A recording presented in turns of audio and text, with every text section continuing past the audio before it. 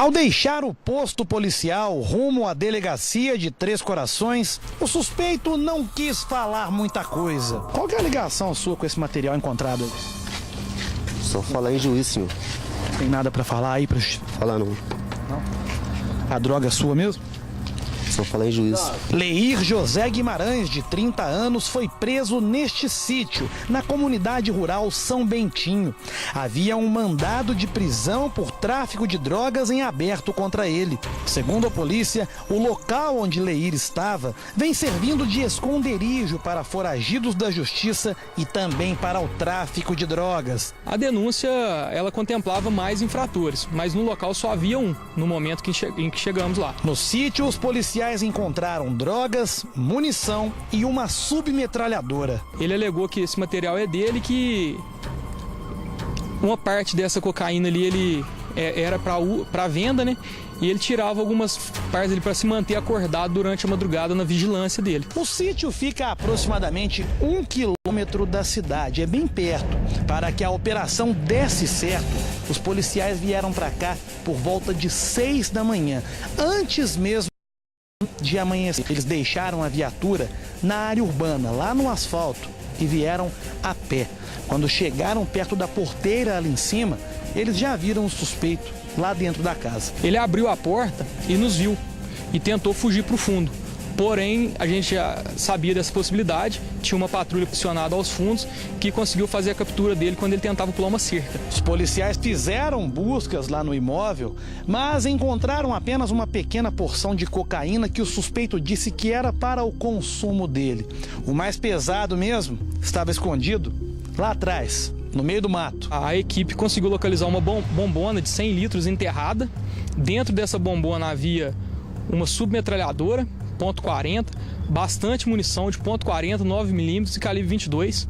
E próximo a esse local tinha mais um pote enterrado com droga, uma pedra grande de cocaína e alguns papelotes. A polícia acredita que os outros suspeitos estariam frequentando o local apenas durante o dia. Leir passou por atendimento médico no pronto-socorro do Hospital São Sebastião e depois de prestar depoimento ao delegado, foi encaminhado ao presídio. Apesar de ter o mandado em aberto e de ser um velho conhecido da polícia, ele ainda não tinha nenhuma passagem registrada no sistema da PM. Pois bem, você que está chegando agora conosco no Cidade Alerta, vejam os dois personagens principais dessa história. Eu te adianto que esse homem à esquerda está morto. Vem para mim, por favor. Ivan e Guernucci são grandes amigos e moram juntos numa casa que pertence à família de Ivan no interior de São Paulo. Douglas é um outro amigo que mora com eles. Os amigos são inquilinos de Ivan, que é esse rapaz de camiseta preta, de camisa preta. E um dia antes do crime, os três amigos estão num campo onde jogam futebol. O Ivan cobra Guernucci. Afinal de contas, ele teria atrasado o pagamento do aluguel e, por isso, a casa estava com energia elétrica cortada. Vem para mim, por favor. Guernucci se irrita. Guernucci se irrita e, segundo a investigação, os dois começam a brigar e Guernucci diz que vai botar fogo no Ivan. Ninguém acreditou. Afinal de contas, eram muito amigos, moravam juntos já há algum tempo. Mas o circuito de segurança, veja só, o circuito de segurança foi fundamental para a polícia chegar à conclusão que realmente era o amigo o autor do assassinato. O rapaz vai morrer. Ivan está dentro dessa casa, o amigo chega de moto, ele entra. Pouco tempo depois ele sai, como se absolutamente nada tivesse acontecido. E segundo a polícia, àquela altura, o Ivan já estava queimando. Àquela altura, o Ivan já estava agonizando. Chegou, inclusive, a ser levado para o hospital, mas foi em vão. Ele morreu pouco tempo depois. Essa imagem ainda mostra, repare aí junto comigo. Você vai ver, depois que o suspeito aí do assassinato vai embora, o outro amigo sai da casa para ligar para o SAMU. Ele tinha, inclusive, segundo informações policiais, utilizado uma mangueira para tentar conter as chamas, mas não adiantou absolutamente nada. Ivan estava morto. Acompanhe comigo a reportagem da Capitão Nascimento. A gente está preparado para tudo, mas não para enterrar um irmão, né? A ameaça. Eles discutiram e que o Guernucci falou para ele: eu vou botar fogo em você. O plano para matar. E a emboscada que terminou em morte. Por mais raiva que você tenha, por mais briga que você tenha com a pessoa, você não pode acabar com a vida de uma pessoa tão cruelmente desse jeito. 2 amigos. Pelo menos era o que parecia para o pedreiro Ivan de Carvalho, de 44 anos. Mas Gernucci, de 27 anos, que se dizia amigo, agora se tornou o assassino de Ivan. Eu acho que eu vi o Gernucci 2 vezes só. Mas eu nunca imaginei. É porque ele parece um menino normal. O crime aconteceu nesta casa em que eles moravam na cidade de Tremembé, no interior de São Paulo. O local pertencia à família de Ivan. Gernucci e Douglas eram inquilinos. Flávia diz que nunca ouviu Ivan reclamar de Gernucci ou alguma ameaça. Nunca veio aqui em casa reclamar deles. Aí só quando eu falava para ele, essa bagunça, para com essa bagunça. Ele falava assim, não, de boa, é festinha. Você entendeu? Então ele se dava muito bem. Mas uma pequena discussão por um motivo fútil, mais tarde, faria com que Gernucci se revelasse um homem violento. Segundo testemunhas, um dia antes do crime, Gernucci, Ivan e Douglas estavam aqui neste campo, jogando futebol. Já era uma rotina para eles toda semana estar aqui.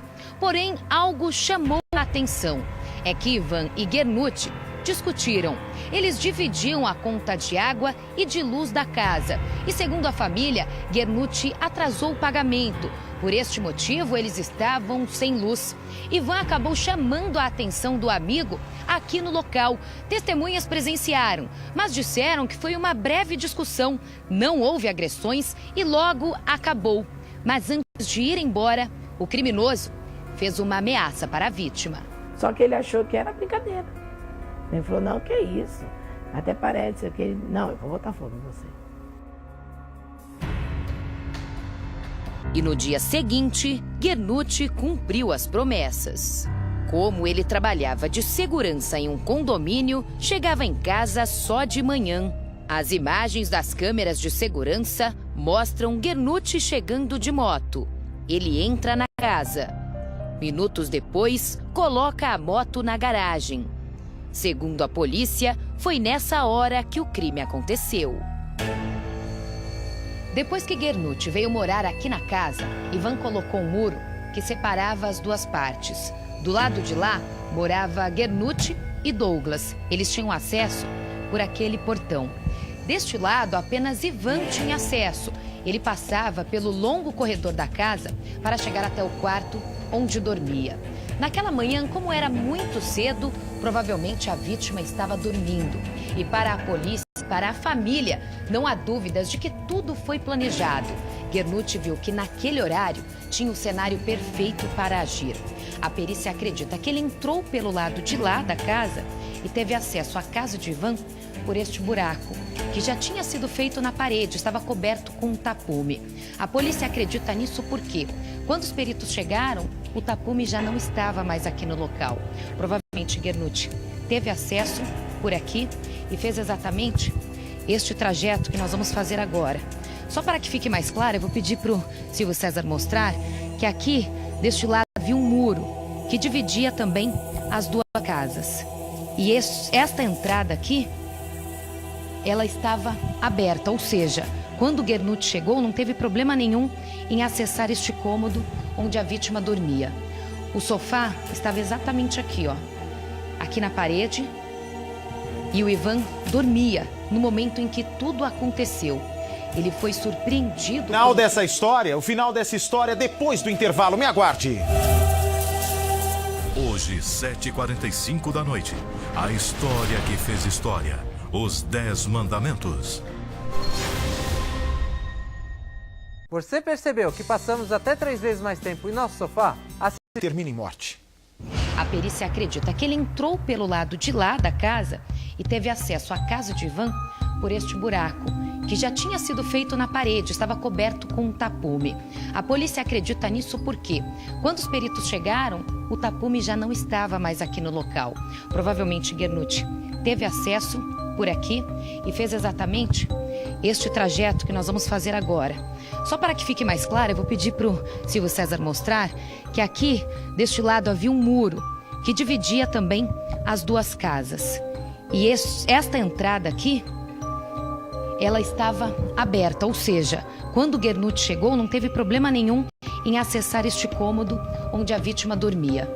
O sofá estava exatamente aqui, ó, aqui na parede, e o Ivan dormia no momento em que tudo aconteceu. Ele foi surpreendido pelo criminoso que chegou, jogou o combustível, depois um fósforo. Provavelmente, segundo a perícia, foi assim que as chamas se espalharam rapidamente. A vítima, desesperada, começou a pedir por socorro. Uma vizinha ouviu Ivan desesperado. Ouviu uma discussão e nessa discussão ela ouviu ele falando assim: por que você fez isso? Por que você fez isso? Eu não fiz nada para você. Repare nesta imagem. Gernucci aparece saindo de casa com a moto após o ataque.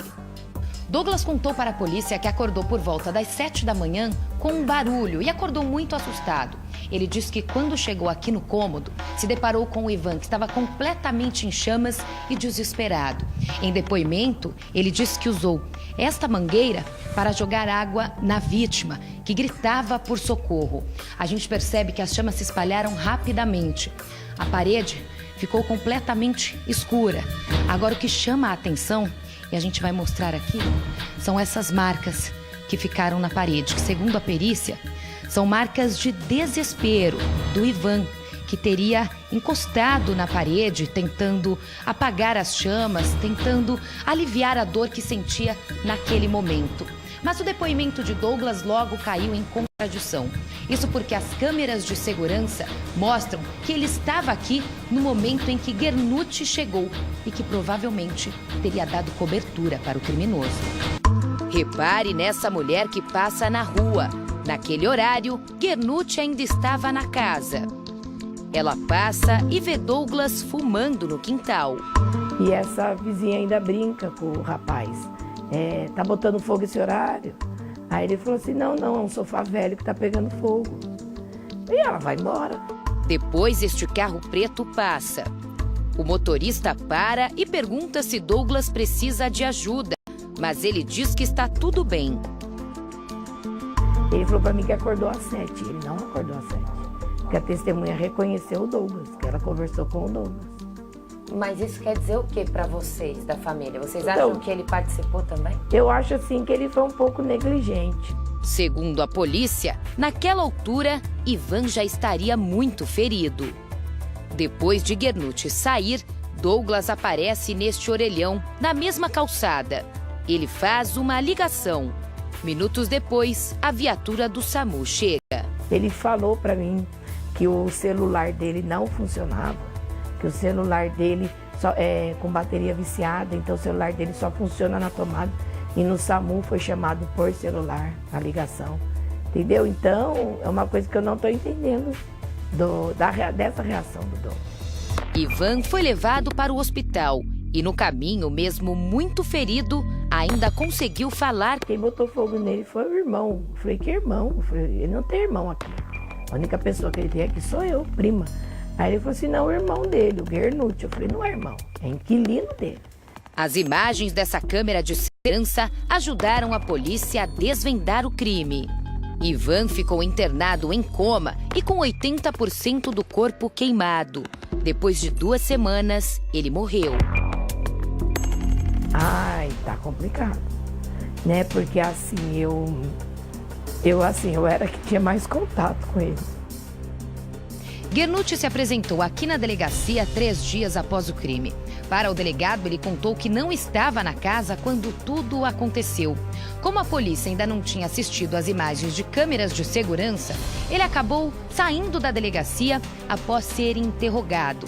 Mas depois que o delegado teve acesso às imagens que comprovam que ele esteve lá e fugiu minutos depois, a polícia não teve dúvidas de que ele participou do crime. Foi o autor da morte. Agora o delegado aguarda o resultado resultado dos laudos e pode pedir a prisão de Gernucci nos próximos dias. Já em relação a Douglas, a polícia tenta descobrir se ele deu cobertura para a fuga do criminoso.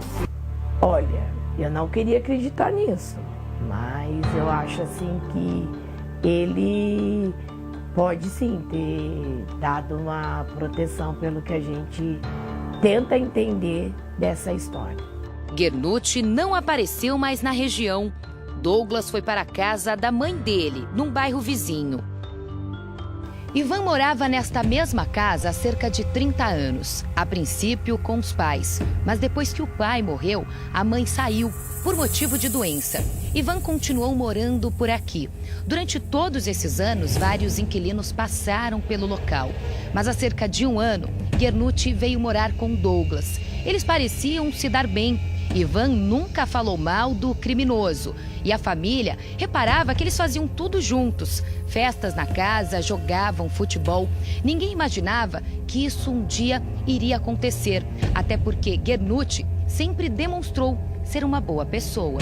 Ele falou para um amigo dele que mora aqui no começo da minha rua: nossa, meu inquilino é da hora, meu inquilino é legal, é um amigão, é parceiro. Nossa, você tem que ver o melhor inquilino. Aí, por coincidência, o rapaz vira a rua de moto, aí ele fala: ele lá, aí grita: ô Gernucci, aí ele fala: Cabrito, que era o apelido que meu primo tinha. Ei, Cabrito. Aí ele pega e fala: lá ele é gente fina, ele é da hora. Ivan estava prestes a se mudar. Havia conseguido um emprego fixo como caseiro e já tinha arrumado as malas.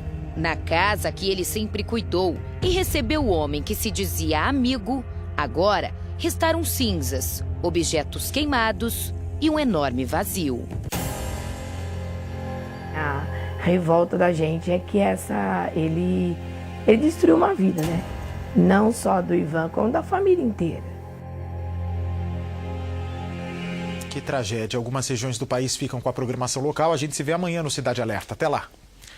E atenção, você que continua comigo, um bombeiro foi morto no litoral de São Paulo. Segundo testemunhas, Marciel teria tentado evitar com que o morador de São Vicente fosse assaltado e acabou tomando um tiro. Me dá as imagens, por favor, do circuito de segurança. Olha só, os bandidos estão em bicicletas. Bandidos estão em cima de bicicletas, depois um já aparece correndo aí na tela. Veja só, junto comigo. O bombeiro já foi baleado, o bombeiro já está ferido. Ele chegou a ser levado para o hospital, mas não resistiu, infelizmente. Solta o ligeirinho da notícia. O bombeiro Marciel Oliveira Gonçalves, de 34 anos, caminhava com um cachorro na rua Guarani, no Parque São Vicente, quando foi baleado. Estas imagens de monitoramento mostram os criminosos. Os dois aparecem de bicicleta. Mais tarde, um deles aparece fugindo. Neste momento, o militar já estava ferido. Uma moradora gravou com um celular o instante em que a vítima é socorrida. Ela, inclusive, narra a situação. Acabaram de atirar nele, gente. A gente ouviu tiros achando que era... Olha lá, levando ele, ó. A gente estava achando que era fogos, fomos na janela e já estava caído, olha lá. O crime aconteceu no final de tarde, quando a rua costuma ficar bastante movimentada, já que existe uma escola bem próxima daqui. Segundo a polícia, o bombeiro seria assaltado. Ele então reagiu e trocou tiros com a dupla. Esta moradora, que prefere não se identificar, ouviu os disparos. Eu estava na cozinha, foram 6 disparos. E é incomum isso aqui de tiro, mas roubo acontece bastante, é que as pessoas não costumam falar, né? Olha só, minha gente amiga, me dá as imagens, por favor. Me dá as imagens, por favor. Olha, o motorista de caminhão que passou o sinal vermelho e matou uma grávida, tá vendo essa imagem aí, quando a grávida é atropelada e morta? Ele se apresentou à polícia. Ele diz ter visto o sinal ficar amarelo, mas por causa do peso do veículo decidiu cruzar a avenida. Assim que o sinal abriu para outra via, a moto onde estava essa grávida, Jéssica, de 19 anos, arrancou e foi atingida pelo caminhão. O companheiro que estava com ela não se feriu. Me dá as imagens, por favor, do preso. O homem está preso. Pode me dar a imagem, por favor? Nós temos a imagem, a polícia já conseguiu chegar até esse homem. Os nossos repórteres contam. Luciano Severo Nunes chegou à Delegacia de Investigação de Crimes de Trânsito sozinho. O depoimento durou menos de meia hora. Durante a entrevista, ele não quis falar se avançou o sinal. Felizmente, eu envolvi no acidente ali e parei ali no local, no caso, e prestei socorro à vítima e fez o teste do bafômetro, não estava embriagado. E agora eu vim aqui na delegacia prestar o depoimento e vamos ver o que vai acontecer. Você viu que o sinal ele já estava fechado, se estava amarelo, como é que foi? Não, eu só tenho isso a declarar. Mas a delegada do caso disse que Luciano contou à polícia que viu o sinal amarelo, mas não parou o veículo porque ele estava muito pesado. Ele foi bem honesto com a gente no momento do acidente, conduzindo um veículo carregado de gordura animal. Dificuldade de diminuir, ele resolveu seguir adiante. E quando ele passou, realmente ele passou na sinalização vermelha. O caminhoneiro, que é paulista, contou que saiu da cidade de Araçatuba, interior de São Paulo, com um veículo carregado de gordura animal e tinha como destino a cidade de Aruanã, a cerca de 300 quilômetros de Goiânia. Segundo a polícia, ele vai responder pelo crime de homicídio culposo, que é quando se assume o risco de matar. Pelo Código de Trânsito, ele responde em liberdade, nós vamos ouvir e após a finalização dos trabalhos, vamos encaminhar a inquérito para o judiciário para decisão final. O acidente foi na manhã de quarta-feira. Este vídeo mostra quando o caminhoneiro avança o sinal vermelho. Neste outro, é possível observar o motociclista arrancando sem perceber o caminhão. Jéssica Miranda Gomes, de 19 anos, que estava na garupa da moto, estava grávida de 7 meses. Ela e o bebê não sobreviveram. No velório, parentes estavam inconformados com a perda.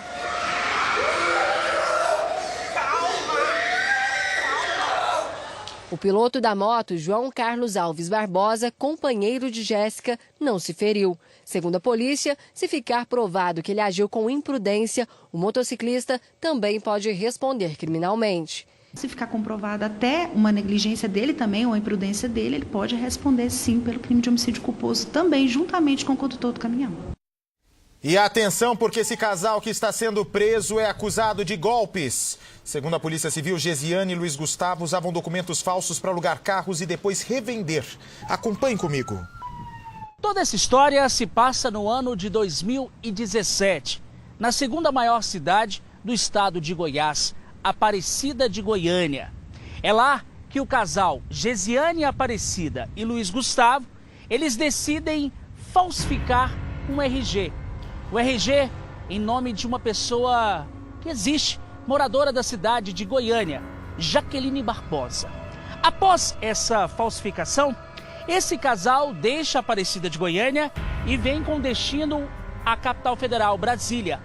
Eles conseguem, aqui na capital federal, por meio desse documento falso, esse RG falso, no nome de Jaqueline Barbosa, a mulher, Gesiane Aparecida, consegue tirar uma carteira nacional de habilitação, uma CNH falsa. Após isso, o casal decide ir a 3 locadoras, 2 localizadas no aeroporto e uma na rodoferroviária. Ali, eles locam 3 carros. Mas só que esses 3 carros alugados foram não para passearem, darem uma volta. Eles repassam, possivelmente para uma quadrilha, uma organização criminosa. A Polícia Civil, pessoal aqui da primeira delegacia, eles começaram a investigar este caso. E olha só, após meses de investigação, esse casal, Gesiane Aparecida e Luiz Gustavo, eles foram presos. Inclusive, nós acompanhamos o momento em que eles chegaram aqui à sede da primeira delegacia, que fica na Asa Sul.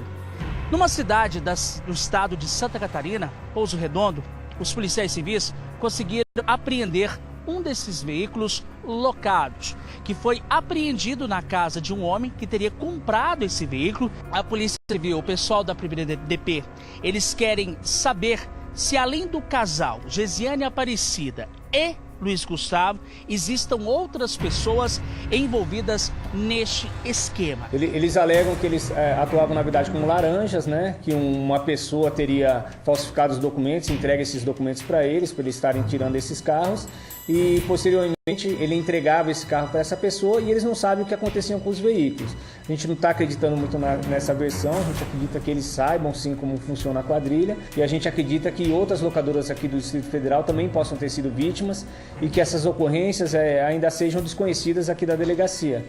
A polícia tem maior trabalhão de investigar, tem trabalho de prender estelionatário e depois a justiça tem a maior facilidade, infelizmente, de soltar, não é?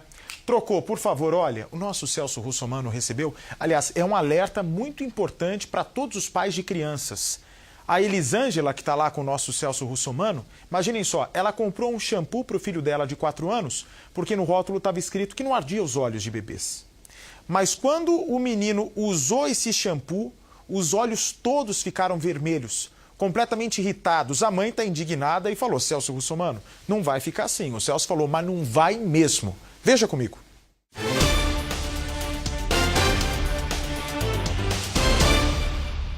A Patrulha do Consumidor está chegando em Tapicerica da Serra, no Jardim Analândia, para atender o chamado da Elisângela. A Elisângela tem um filho de 4 anos de idade, o Davi.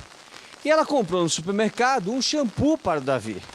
No rótulo, dizia que esse produto era para bebês e que não ardia os olhos das crianças. Pois é, só que não foi isso que aconteceu.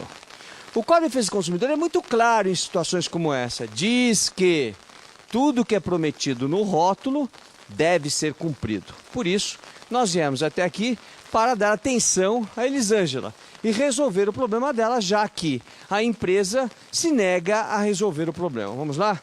Dá licença, Elisângela. Deixa eu deixar o guarda-chuva aqui. Tudo bem? Como vai? Você pediu socorro para a Patrulha do Consumidor, não é? Sim, pedi por causa do shampoo, né, que eu comprei.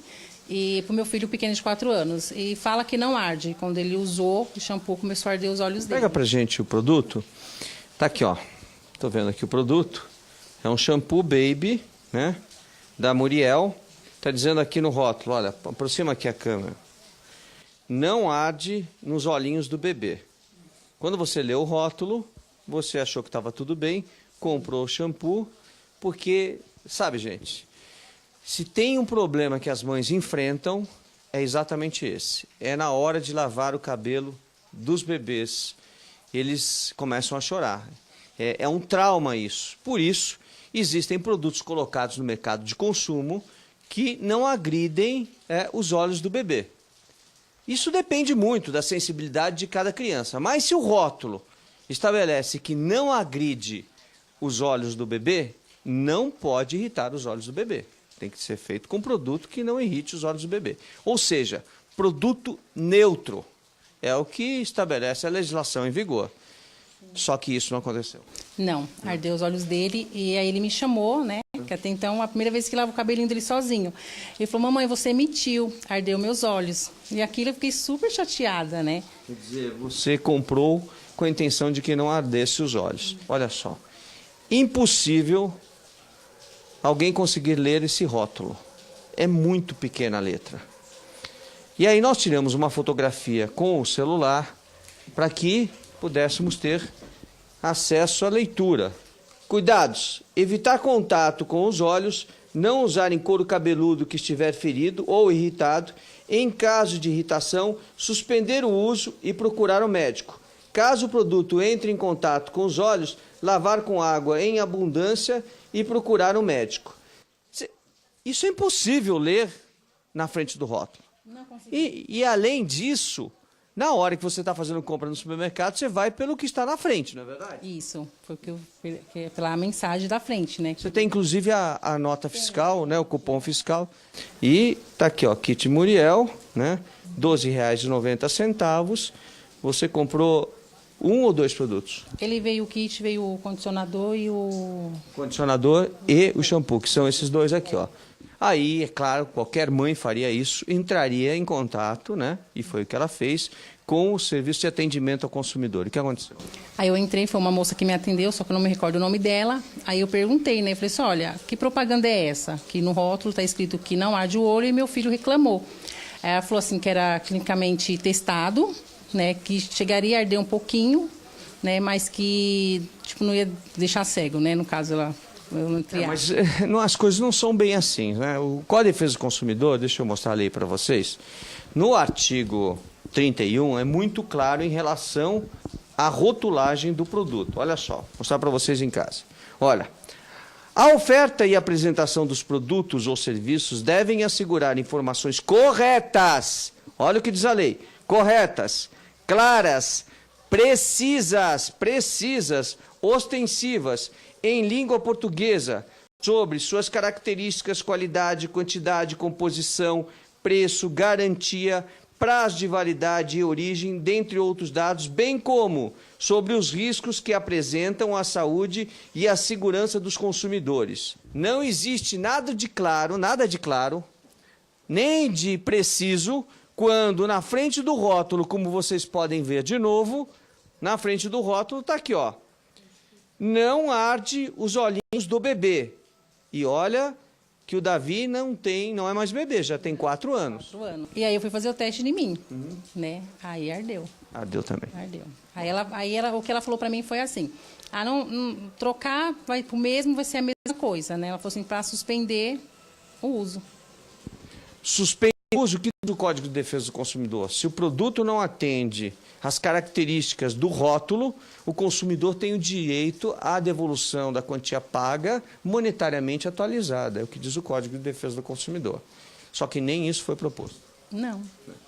E com relação à publicidade, ou seja, à informação no rótulo, ela nem quis se responsabilizar. Não.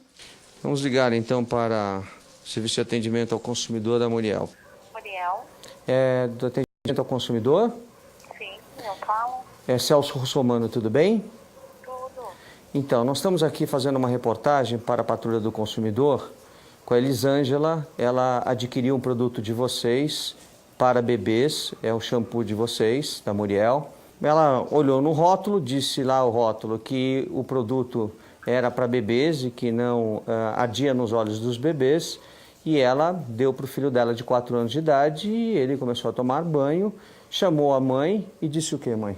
Eu estava mentindo que ardia o olho dele. Que a mãe estava mentindo que ardia o olho. E a mãe fez o teste também nos olhos dela e ardeu do mesmo jeito. Ocorre que a mãe entrou em contato com vocês aí pelo Serviço de Atendimento ao Consumidor e vocês disseram para ela que é normal isso. Agora, eu gostaria de saber se é normal vocês fazerem publicidade no rótulo e atrás, na parte de trás do rótulo, que é ilegível, não dá para ler de tão pequena que são as letras, vocês dizerem que o produto não pode chegar aos olhos das crianças e que, se acontecer isso, tem que ser procurado um médico. Sim, o senhor pode deixar o número? Não, eu estou fazendo uma reportagem. O comportamento da empresa vai para o ar. Eu quero saber se você vai responder as minhas indagações ou você quer falar comigo depois. Eu vou deixar suspenso o processo, vou colocar no ar a reportagem e depois vocês têm o direito de resposta, se vocês quiserem, e vão explicar à população como é que vocês fazem um rótulo de um produto dizendo que não arde aos olhos dos bebês, que é até mais complicado do que nós temos aqui, porque é uma criança de 4 anos de idade, e como é que vocês não se propõem, em primeiro momento, a devolver o dinheiro, já que o rótulo não produz a verdade em relação ao produto, né? Tá, eu vou transferir a ligação. Se caso voltar, a gente conversa aqui, tá bom? Tá ok, eu vou aguardar. Só um momentinho. Obrigado.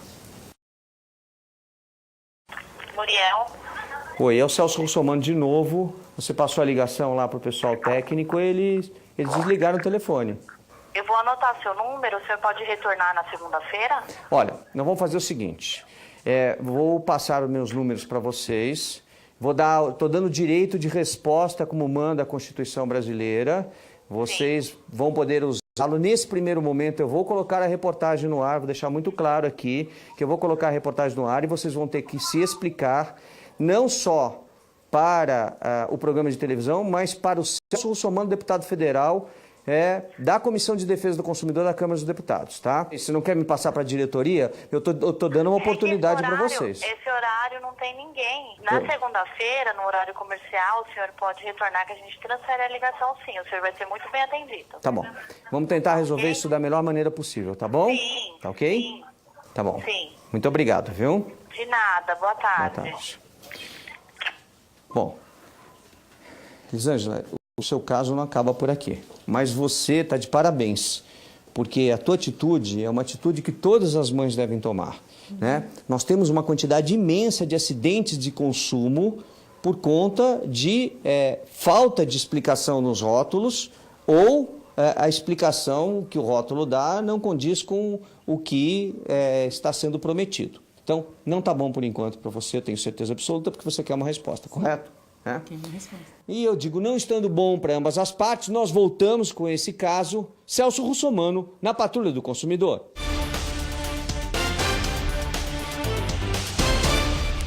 Valeu, meu querido amigo Celso Russomano. O Celso entrou na história, pode ter certeza que ele vai até o fim. Vovô do tráfico é preso durante operação policial. Me dá as imagens, por favor. Uma ação que no início tinha o objetivo de combater roubo, terminou nessa prisão. A quadrilha roubava em média 4 veículos por dia. 5 homens foram detidos após o cumprimento de mandados nas cidades de Novo Hamburgo, no bairro Santo Afonso, e em São Leopoldo, no bairro Charlau. Abordavam as vítimas ao chegar ou sair de casa, agindo com extrema violência. Foram identificados por nós, um deles teve a prisão preventiva decretada e os outros 3 foram presos em flagrante ontem, aqui no município de São Leopoldo, por porte ilegal de arma e formação de organização criminosa. Entre os detidos está um homem de 71 anos, bem conhecido pela polícia. Ele cumpriu uma pena de 14 anos de prisão por tráfico de drogas em regime domiciliar. O idoso era responsável por buscar maconha no Mato Grosso para distribuir em São Paulo e no Rio Grande do Sul. Em uma dessas viagens, ele transportou 14 toneladas do entorpecente, um negócio lucrativo. Em cada viagem, ele recebia mais de R$1 milhão. 14 toneladas de maconha para a venda no comércio, nas bocas de fumo, como se dizem, a R$1.000 o quilo, dá 14 milhões de reais para um transporte que ele tenha feito. É a 6ª prisão dele por tráfico de drogas. Ele se encontrava em prisão domiciliar, veio uma nova sentença condenando ele a 10 anos em decorrência de uma prisão ocorrida no ano de 2016 aqui em São Leopoldo, quando ele foi preso com 65 quilos de maconha. Minha gente, e ele agora, a reportagem que você vai ver exclusiva, ele é considerado o chefe de uma das facções mais perigosas do Brasil. Inclusive, autor, segundo a polícia, de um dos ataques mais covardes que aconteceram no Rio de Janeiro. Marcinho VP, ele está preso há 21 anos, hoje cumpre pena de mais de 50 anos de cadeia num presídio de segurança máxima, o presídio de Catanduvas, no interior do Paraná. Vem para mim, por favor. É a primeira vez que Marcinho VP vai falar a uma equipe de televisão. Ele diz que a especialidade dele é assalto a banco, assalto a carro forte, nega ser o mandante de assassinatos, muito embora tenha sido condenado, e não gosta de maneira nenhuma de ser chamado de traficante, mesmo também sendo condenado por tráfico de drogas. E é um traficante pesado. A polícia e a justiça têm certeza absoluta disso. Acompanhe a reportagem exclusiva de Domingos Meirelles. A porta gradeada de ferro é aberta e Márcio Santos Nepomuceno, Marcinho VP, aparece e entra na cela. Ele me olha fixamente, parece intimidado com a nossa presença, mas é só uma impressão. Ele tem vivência suficiente para não temer mais nada. Boa tarde, senhor. Boa tarde. Há quanto tempo você está aqui preso em Catanduvas? Desde o dia 5 de janeiro de 2007. Nesse período, eu migrei pelas demais penitenciárias federal, Porto Velho, Campo Grande, Mossoró, e passei aqui 3 vezes com essa, 3ª vez. Com uma condenação de 42 anos e 8 meses, ele acumula bons motivos para permanecer preso, segundo as autoridades. O envolvimento com o tráfico de drogas e o crime organizado é um deles. Mas Marcinho nega. Você diz que nunca teve nada com o tráfico, mas um juiz garante que você é uma das maiores lideranças do Comando Vermelho. O que você tem a dizer sobre isso? No passado eu fui integrante, né, senhor? Foi apenas mais um mero soldado, um menino soldado. O que acontece? Hoje, estou 21 anos preso, pagando pelo meu zelo.